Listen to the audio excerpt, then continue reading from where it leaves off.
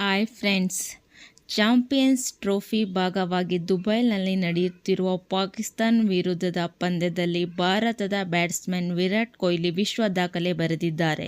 Legendre batter Sachin Tendulkar ಹಿಂದಿಕ್ಕಿ ವೇಗವಾಗಿ 14,000 run ಸಿಡಿಸಿದ batter ಎನಿಸಿಕೊಂಡಿದ್ದಾರೆ.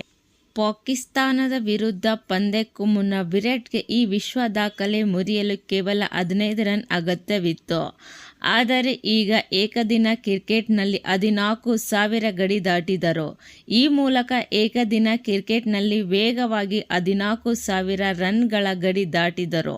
ವಿರಾಟ್ಗೂ ಮುನ್ನ ದಾಖಲೆ ಟೀಮ್ ಇಂಡಿಯಾ ದಂತಕಥೆ ಮತ್ತು ಕ್ರಿಕೆಟ್ ದೇವರು ಸಚಿನ್ ತೆಂಡೂಲ್ಕರ್ ಅವರ ಹೆಸರಿನಲ್ಲಿತ್ತು. ಸಚಿನ್ ತೆಂಡೂಲ್ಕರ್ ಅವರು 350 ಏಕದಿನ ಇನ್ನಿಂಗ್ಸ್ಗಳಲ್ಲಿ ಈ ಸಾಧನೆ ಮಾಡಿದರು. 2006ರಲ್ಲಿ ಪೇಶಾವರದಲ್ಲಿ ಪಾಕಿಸ್ತಾನ ವಿರುದ್ಧ ಪಂದ್ಯದಲ್ಲಿ ಸಚಿನ್ ಶತಕ ಗಳಿಸುವ ಮೂಲಕ ಈ ಸಾಧನೆ ಮಾಡಿದರು.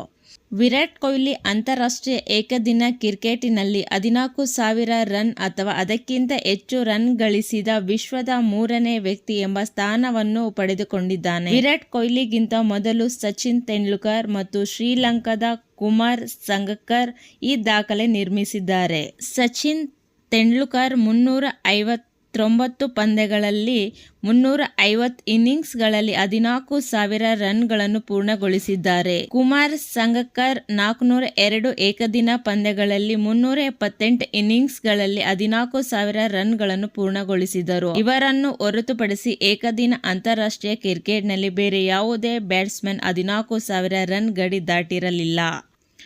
ಈಗ ವಿರಾಟ್ ಕೊಹ್ಲಿ ಕೇವಲ 299 ಪಂದ್ಯಗಳನ್ನಾಡಿದ್ದು 287 ಏಕದಿನ ಇನ್ನಿಂಗ್ಸ್ಗಳಲ್ಲಿ ಬ್ಯಾಟಿಂಗ್ ಮಾಡಿ 14,000 ರನ್ ಗಳಿಸಿದ್ದಾರೆ. ಇದರಲ್ಲಿ 50 ಶತಕಗಳು ಮತ್ತು 73 ಅರ್ಧಶತಕಗಳು ಸೇರಿವೆ.